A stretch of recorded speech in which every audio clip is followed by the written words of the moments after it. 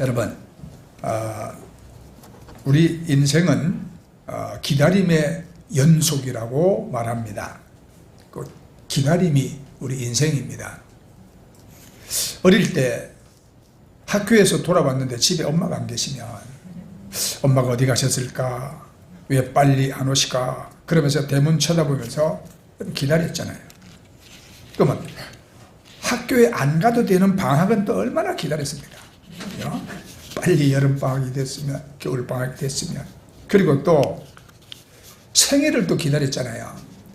생일날 선물도 받고 또 용돈도 생기니까 빨리 생일이 왔으면 기다렸고, 그 다음에 또 설이나 추석을 기다렸잖아요. 이 10대 때는 빨리 어른이 되고 싶어가지고 주민등록증 나오기를 기다렸고, 군대 가서는 제대 날짜를 참 손꼽아 기다렸습니다. 찻집에서 사랑하는 사람을 기다리고, 취직되기를 기다리고, 내 집 생기기를 기다리고, 적금 탈 날을 기다리고, 기다리는 게 인생이에요. 그러다가 나중에는 천국 갈 날을 기다리고, 이렇게 인생은 기다림입니다. 우리가 신앙생활을 하잖아요. 우리 신앙이라는 게 뭐냐? 우리 신앙도 기다림입니다. 노아는 하나님의 말씀을 듣고 120년을 방주를 지었습니다. 하나님께서 하신 말씀이 이루어질 그 믿음에 기다렸습니다. 하늘에는 비가 올 기색이 전혀 없지만 묵묵히 하나님의 말씀이 실현될 것을 기다렸습니다. 이것이 곧 신앙이라는 것입니다. 그래, 우리 신앙은 여러분 다분히 기다림의 뜻이 내포되어 있습니다. 자, 사순절에는 부활을 기다리고, 대림절에는 우리가 성탄을 기다립니다. 근데 그냥 기다리는 것이 아니라 회개하고 사모하면서 기다립니다.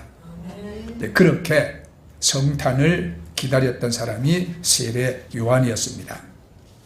누가복음 3장 2절에 안나스와 가야바가 대제사장으로 있을 때에 하나님의 말씀이 빈들에서 사가랴의 아들 요한에게 임한지라. 아멘. 여러분, 왜 하나님의 말씀이 빈들에서 세례 요한에게 임한 겁니까?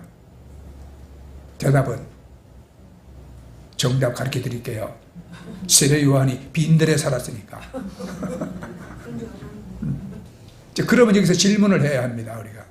그러면 세례 요한은 왜 빈들에서 살았을까요? 왜? 사람들 많이 모이는 그런 큰 도시에서 안 살고 왜 빈들에서 살았을까요?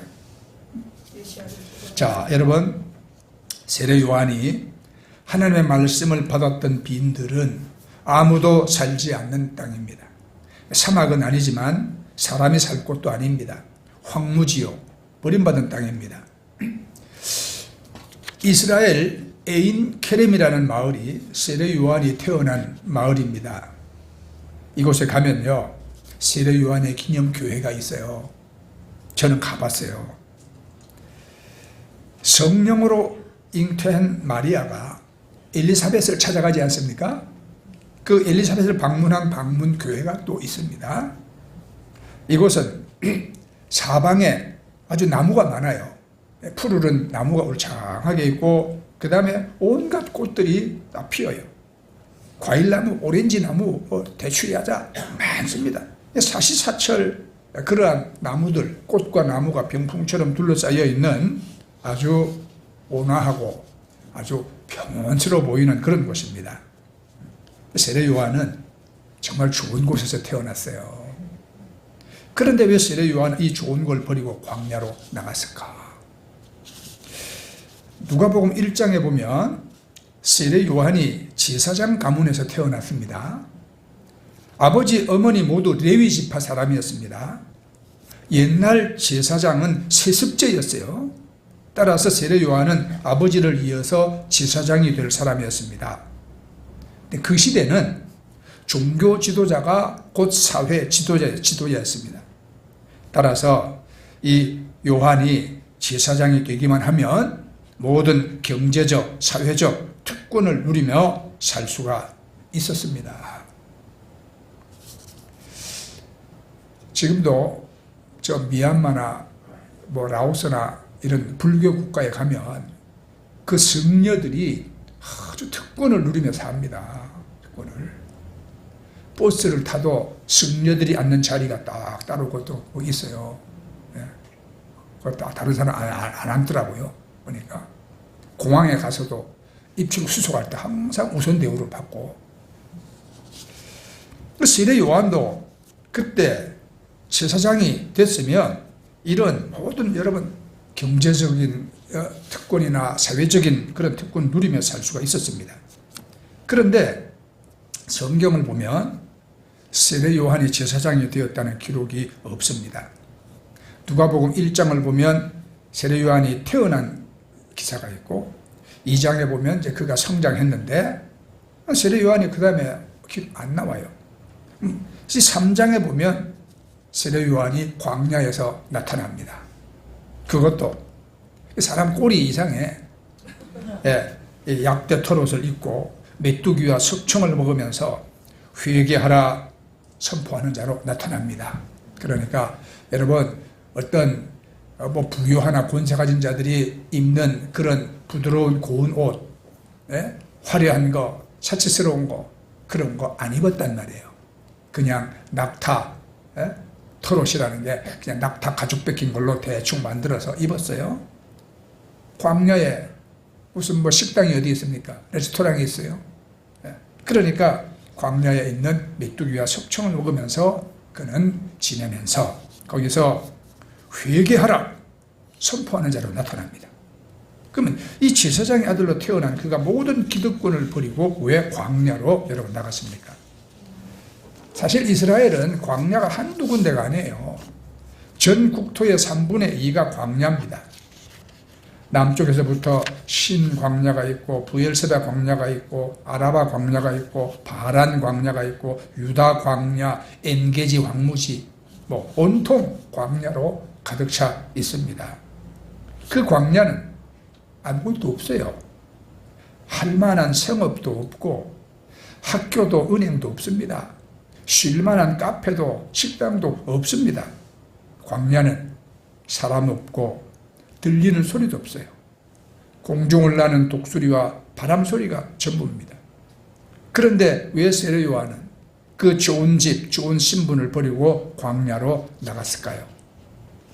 광야는 비우는 곳이기 때문입니다. 세례 요한은 제사장의 특권을 비웠습니다. 성전 지도자로 살 권세를 비웠습니다. 이스라엘의 제사장은 본래 레위 지파 아론의 혈통을 이어받은 사람이 세습하게 되어 있습니다. 그러니까 세례 요한도 아버지가 제사장이었기 때문에 제사장이 될 수 있었습니다. 그러나 세례 요한이 태어나기 한 100년 전부터 종교가 타락하고 성전이 부패합니다.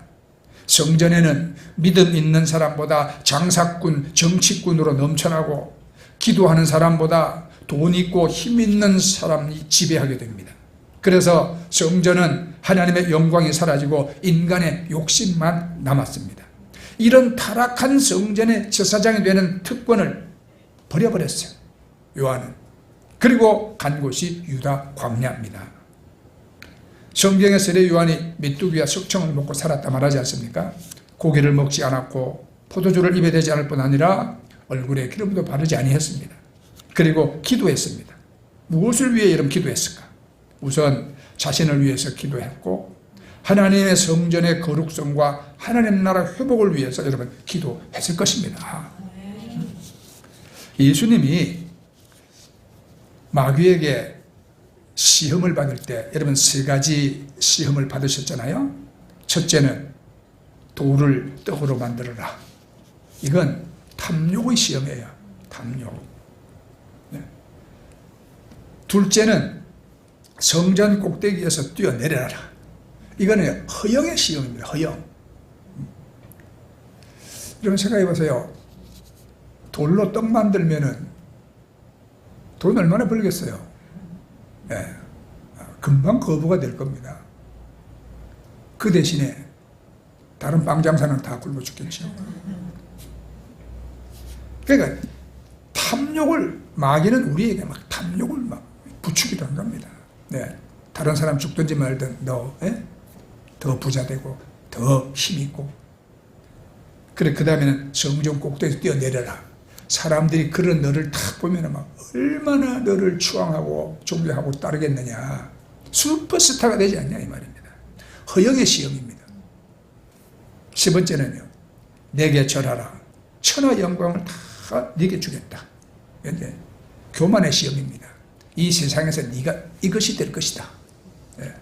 이런 교만의 시험이죠. 우리 예수님을 따르는 성도는 항상 이 세 가지 시험을 받고 있습니다. 돌을 떡으로 만들어라. 물질의 시험, 탐욕의 시험입니다. 성전 꼭대기에서 뛰어내리라. 허영의 시험, 자기 과시의 시험, 자기 우상의 시험입니다. 내게 절하라. 다 주겠다. 이거는 교만의 시험. 교회 주인은 나라는 시험. 내가 아니면 교회 망한다는 시험. 이런 시험을 여러분 다 받을 수 있어요. 이런 것을 우리가 다 비워야 합니다. 비워야 돼요. 교만을 비우고 힘을 비우고 자기 주장을 비워야 합니다. 비워야 빈들인 것이에요. 그래야 예수님이 오시는 것입니다. 그래서 빈들은 버리는 곳이지만 또 한 걸음 더 들어가서 비우고 버려야 되거든요. 비우기만 해서는 안 돼. 이걸 이제 버려야 하는데, 세례 요한이 광야에서 외쳤습니다. 회개하라. 천국이 가까이 왔느니라. 회개는 두 가지가 있습니다.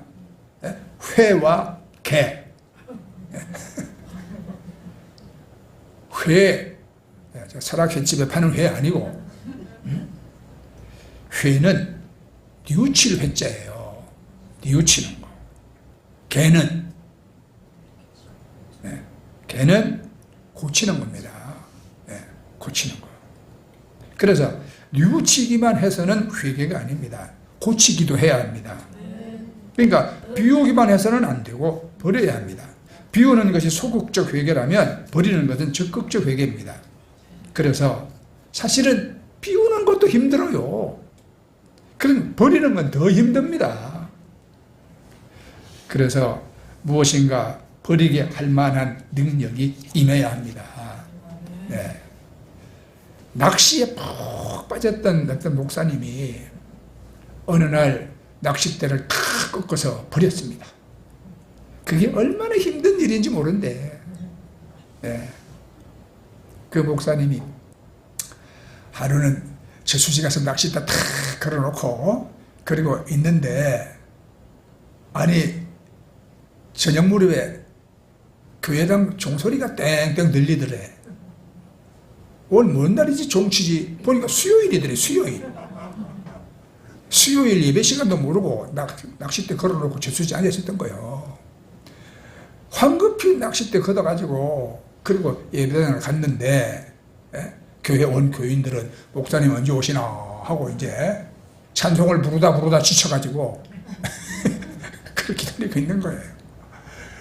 뒤늦게 옷도 못 갈아입고 그리고 헐레벌떡 예배당에 들어갔는데, 그 목사님이 하나님 앞에, 교인들 앞에 얼마나 부끄러운지, 안 부끄러운 사람도 아니지, 그죠? 얼마나 부끄러운지 그날 참 회개를 많이 했대요. 회개를. 그리고 이제 다시는 수요일 날 낚시 안 가리라. 그리고 다른 날은 가시는 거예요. 그런데 여러분, 다른 날 또 하루 갔다 오는 것도 이해를 할 수 있지만, 주의 종이 거기에 치심하고 있으면 언제 기도하고 언제 말씀 보고, 그죠? 언제 하나님 나라를 생각하고 언제 이 영혼들을 어떻게 천국 데려갈까를 생각합니까? 입질을 하다 말다는 물고기 조고 잡으려고 그냥 그때 예수님은 너희를 고기 잡는 어부가 아니라 사람 잡는 어부가 되겠다 말씀했거든요. 근데 어느 날 그 말씀이 심령에 확 와닿는데, 그냥 그 자리에서 못 견디게 가슴이 아프고 부끄럽더래요. 그래서 내가 이거를 비우는 게 아니라 버려야 된다. 그래서 낚싯대 그냥 와장창 발로 밟아 다 그냥 꺾어버리고, 그리고 와서 하나님 낚시 버렸습니다. 이기게 해주옵소서. 간절히 기도했다는 그런 간절, 그리고 승리했다는 거예요. 여러분, 우리가 여러분 뭔가 버리는 거 어렵습니다. 비우는 건 더 어렵습니다. 그죠? 비우는 게 어렵고 버리는 게 더 어렵다.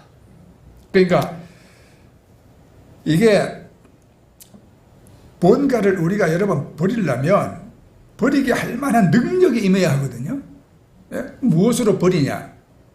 2절에 보면 하나님의 말씀이 빈들에서 사가랴의 아들 요한에게 임한지라. 여기 빈들에서 하나님의 말씀이 세례 요한에게 들려왔다는 것이 중요합니다. 하나님의 말씀이 임했습니다. 스스로 버린 게 아니에요. 스스로 버릴 수 없어요. 무엇인가 가능하게 해야 합니다. 그것이 바로 하나님의 말씀인 것입니다. 우리가 살고 우리를 버리는 힘은 우리에게서 나오지 않습니다. 그리고 눈에 보이는 저 빈들에 갔다고 하나님의 말씀이 자동적으로 막 들려오냐? 그렇지 않습니다. 하나님의 말씀이 빈들에서 사가랴의 아들 요한에게 임한지라. 예, 빈들같이 자기를 비운 사람의 마음속에 하나님 말씀이 임하면 그때부터 고집세고 잘난 척하고 욕심 부리고 은근히 죄짓기를 잘하는 자기를 버릴 힘을 얻게 되는 것입니다. 하나님의 말씀은 양날 가진 검보다도 예리해서 우리의 영과 혼과 육과 및 관절과 골수를 찔러 쪼갠다고 그랬어요. 하나님의 말씀은 교훈과 책망과 바르게 함과 의로 교육하기에 유익하다 말씀했습니다. 그래서 우리가 여러분 그 하나님의 말씀을 내가 받아들일 때 그 하나님의 말씀이 능력으로 우리를 새롭게 만들어 주시는 거거든요. 하나님의 말씀이 들어올 틈이 없어. 내 마음의 그릇에 내 욕심과 세상 추구하는 거 하다못해 어쩌냐게 본 여러분 드라마 내용까지 가득 차가지고 그냥 앉아가지고 우리가 다른 것에 집중하고 있는데 하나님 말씀이 들려옵니까? 그 말씀이 마음에 심어집니까? 그렇지 않잖아요. 그래서 우리의 비운 사람, 비운 마음에 여러분 하나님 말씀이 임하는 것입니다. 자, 어느 날 이발사와 목사가 이제 나란히 길을 걷게 되었는데 이발사가 말을 했어요. 목사님 내 말 좀 들어보세요. 만일 하나님이 살아계시면 왜 이 세상이 이렇게 악하고 가난합니까? 나훈아 씨가 똑같은 질문을 했어, 그죠? 테스 형, 세상이 왜 이래? 그런데 마침 거지 하나가 머리가 길어갖고 그냥 막 지저분한 모습으로 걸어가는 걸 보고 이제 목사님이 말했습니다. 저 사람은 이발사가 있는데 왜 머리를 안 깎고 저렇게 더럽게 해가지고 다닐까요? 그러니까 이발사가 대답합니다. 아, 그야 이발사한테 머리 깎으러 안 오니까 적고를 하고 있지요. 그때 목사님이 말했습니다. 마찬가지입니다. 사람들이 하나님께 오지 않으니까 세상이 이 모양입니다. 사람들이 하나님께 돌아가지 않으면서 세상이 왜 이렇게 악하냐고 엉망이냐고 여러분 그렇게 외치지 않습니까? 물이 많아도 마시지 않으면 목마르게 되어져 있어요. 미장원이 아무리 말아도 안 가면 바마 못하지 않습니까? 하나님께 돌아가야 하거든요. 회개가 뭡니까? 하나님께 돌아가는 것입니다. 네. 그래서 우리가 여러분 정말 하나님께 돌아가고 우리가 마음을 비우고 하나님 말씀을 받고 그 말씀대로 우리가 여러분 새롭게 산다면 왜 이 세상에 이처럼 미움이 가득 찼습니까? 예? 편갈라가지고 서로 잘못됐다고 비판하고 정죄하고 죽어야 될 적처럼 없어져야 될 존재들처럼 왜 그렇게 서로 여러분 물고 뜯고 싸워야 합니까? 우리 인생이 왜 그렇게 살아야 합니까? 왜 여러분 죄 짓고 죄를 감추느라고 급급하고 그러면서 더 부끄러운 죄로 빠져들고 가산을 탕진하고 패가 망신하고 여러분 그런 불행들 이혼하고 가출하고 자살하고 약 중독되고 술 중독되고 왜 여러분 인생이 그렇게 불행하게 살아야 됩니까? 하나님께 돌아온 게 마음을 비우고 그런 자기를 버리고 하나님의 말씀을 받아들이고 그러면 여러분 우리는 그렇게 안 살아도 되는 거예요. 그렇죠? 사랑합니다. 예? 평화를 누립니다. 기쁨과 행복을 누립니다. 하나님 안에서 우리가 영생을 누립니다. 그런데 뭐 문제는 하나님께 안 돌아오는 거잖아요. 그래서 하나님은 오라고 부르십니다. 자, 말라기서 3장 7절에 그런즉 내게로 돌아오라. 그리하면 나도 너희에게로 돌아가리라. 그 다음에는 이사야 44장 22절 너는 내게로 돌아오라. 내가 너를 구속하였음이니라. 돌아오라고. 네. 이런 말씀 여러분들 한번 외워보면 좋잖아요. 그죠? 자, 그런즉 내게로 돌아오라. 그리하면 나도 너희에게로 돌아가리라. 해보세요. 그런즉 내게 돌아와라. 그리하면 나도 너에게 돌아가리라. 이거 좀 길어요?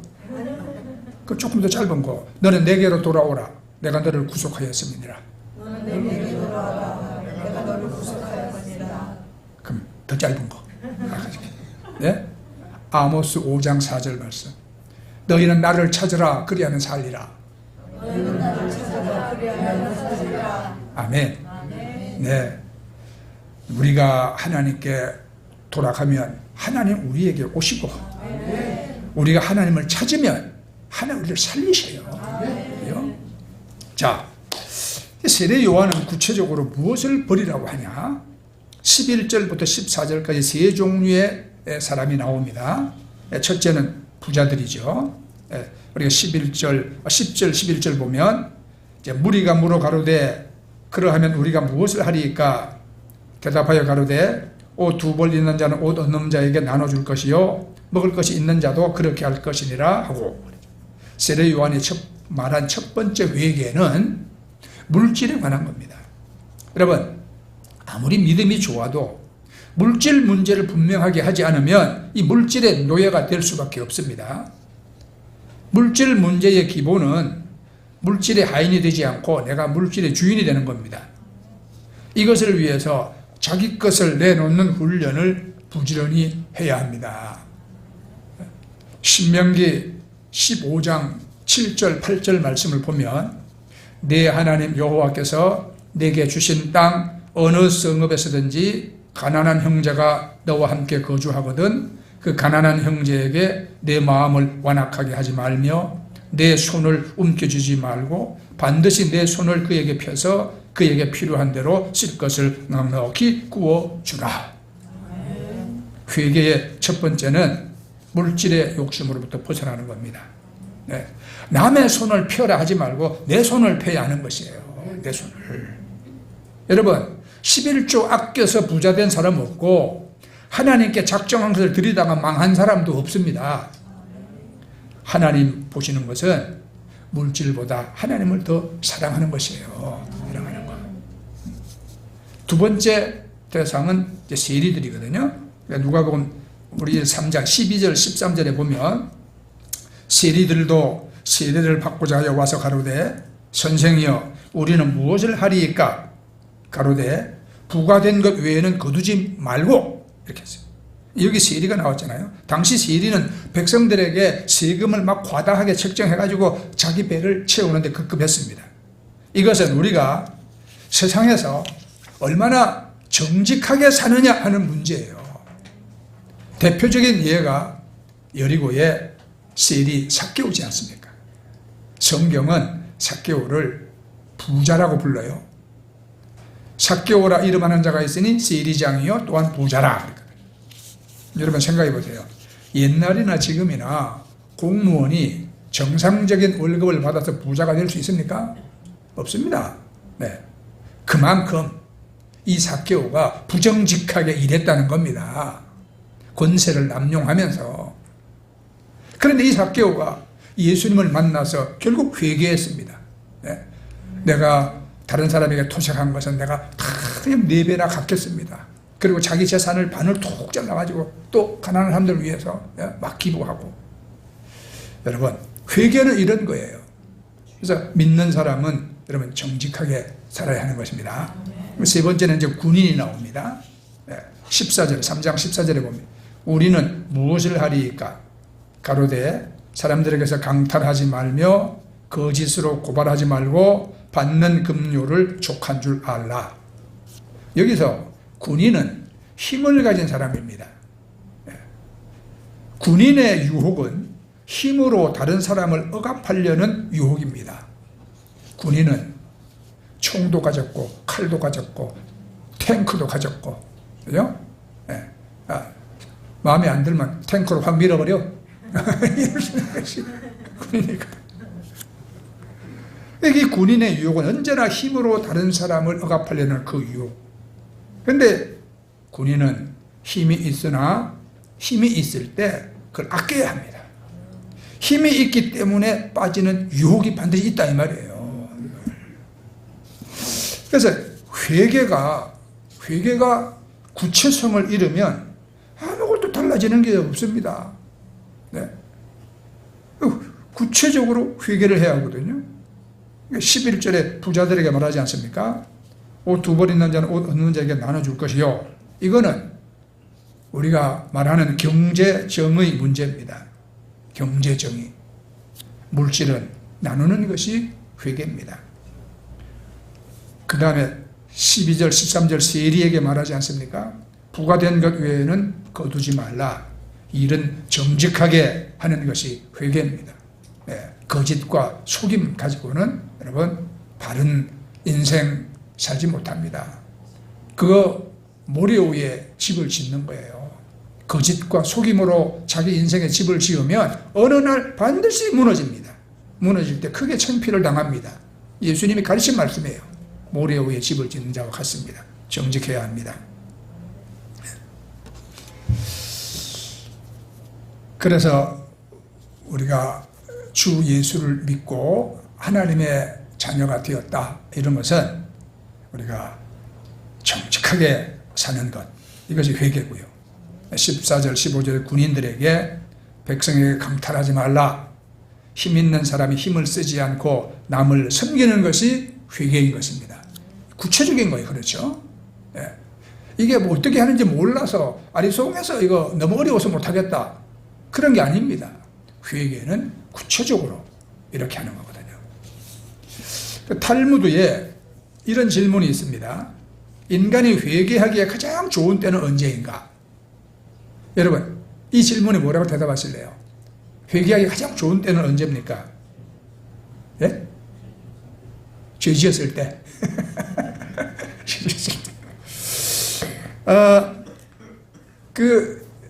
이스라엘의 유명한 랍비 엘리에젤이 이렇게 대답을 했습니다. 죽기 전에 회개하라. 그랬더니 제자들이 물었습니다. 우리가 언제 죽을지 어떻게 압니까? 그랬더니 랍비가 그래, 네 말이 맞다. 우리는 언제 죽을지 모른다. 따라서 우리는 사는 날 동안 매일매일 회개해야 한다. 그랬어요. 정답은 우리는 매일 하나님께로 돌아가야 한다는 것입니다. 스페인의 안토니오 마차도라는 그 시인이 있거든요. 안토니오 마차도. 이분이 쓴 아주 짧은 시가 유명해요. 불이 꺼진 줄 알고 재를 뒤적이다가 그만 손가락을 떼었네. 이게 뭔 시요? 이런 사람도 있는데 여러분, 이 그대로예요. 뭘 말하냐? 우리 속에는 우리도 모르는 불이 있어요. 교만의 불이 있습니다. 탐욕의 불이 있습니다. 분노의 불이 있습니다. 미움의 불이 있습니다. 네, 정욕의 불이 다 있습니다. 그 불이 예수 믿고 다 꺼진 줄 알았어. 그런데 어느 날 나도 모르게 그 불이 확 살아나오면서 나를 뒤집게 한다 이 말이에요. 그러므로 우리는 평생 자만할 수 없어요. 내 속에 있는 불이 언제 되살아나서 나를 불태울지 모릅니다. 그래서 꺼진 불도 다시 봐야 되는 거예요. 이게 항상 엎드리고 겸손해야 합니다.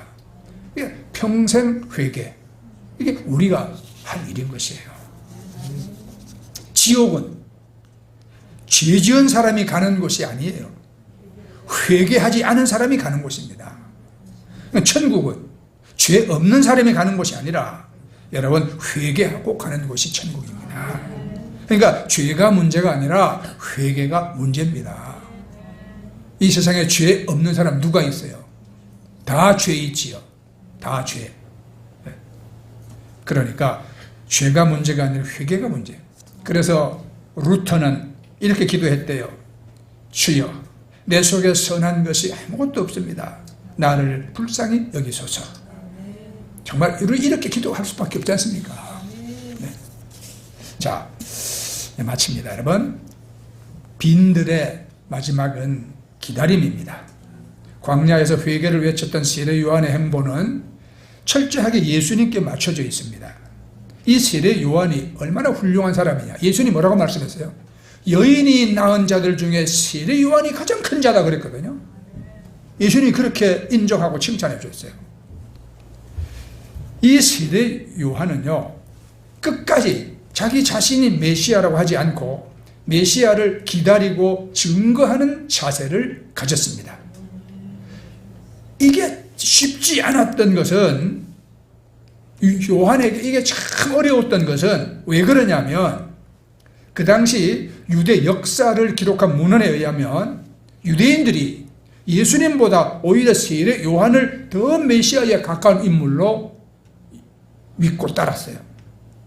예수님 시대의 역사를 쓴 요세푸스라는 사람이 있습니다. 유대인 고대사 8권 5항 2조에 보면 이런 글이 나옵니다. 세례 요한은 의로운 인물이었다. 그는 유대인에게 서로 의를 향하고 살 것과 하나님 앞에서 경건하게 살 것을 강조하면서 그렇게 하고 와서 세례를 받으라고 말했다. 요한의 말을 듣고 감동한 사람들이 구름대처럼 몰려들자, 자 여러분, 사람들이 구름대처럼 몰려들었어. 이쯤 되면 내가 메시아다 하고 말할 수 있을 거예요. 그를 따르는 수많은 사람들을 보면서 그런 유혹을 받을 수도 있었습니다. 그러나 요한은 끝까지 자기는 메시아가 아니라고 말했어요. 그리고는 예수님이 어느 날 탁 지나가니까, 야, 저분이 세상죄를 지고 하나님의 어린 양이다, 이렇게 선포를 했고, 자기를 따르는 제자 중에 2명을 보내서 예수님을 따르게 했습니다. 여러분, 사람들에게 인기 있다는 것과 하나님의 작정하신 계획은 다르다고 요한은 굳게 믿었던 겁니다. 그래서 자기는 감히 예수님의 신발끈을 풀기도 감당치 못할 자라고 겸손하게 자기를 낮췄습니다. 이 겸손하게 자기 자리를 지키기가 세례 요한을 위대한 인물로 만들고 예수님을 인류의 구주로 선포하고 등장하게, 주의 오시는 길을 곧게 바르게 하는 그런 역할을 감당했던 것입니다. 그래 여러분, 끝까지 예수님만 바라보는 것이 얼마나 중요합니까? 우리가 처음 믿은 그 믿음을 견지한다는 것이 얼마나 소중한 일이냐 이 말이에요. 사람들에게 인기가 있을 때, 내 지위가 막 높아질 때, 돈을 벌어서 재산이 늘어날 때, 하나님, 나는 아무것도 아닙니다. 내게는 오직 예수님만 중요합니다. 이렇게 말할 수 있다는 것이 얼마나 아름다운 믿음입니까? 자, 이제 성탄절이 가까웠습니다. 이 대림절에 우리가 따르고 바라볼 분은 예수님밖에 없습니다. 우리는 세상이 하듯이 죄의 본성을 따라 사는 사람들이 아니라 우리는 예수님을 바라보며 그 예수님의 은혜로 사는 사람들입니다. 지옥을 향해 몰려가는 그런 무리가 아니라 우리는 천국을 향해 가는, 여러분, 의로운 소수인 것입니다. 그래서 세례 요한처럼 자기를 비우고 요한처럼 자기를 버려서 여러분 주님만 바라보시기 바랍니다. 여러분들의 마음이 그렇게 여러분 비우고 버려서 빈들같이 될 때에 주님은 여러분들에게 기쁨으로 여러분 찾아오실 것입니다. 아멘. 네, 우리 찬양하겠습니다. 자, 찬송가 94장입니다.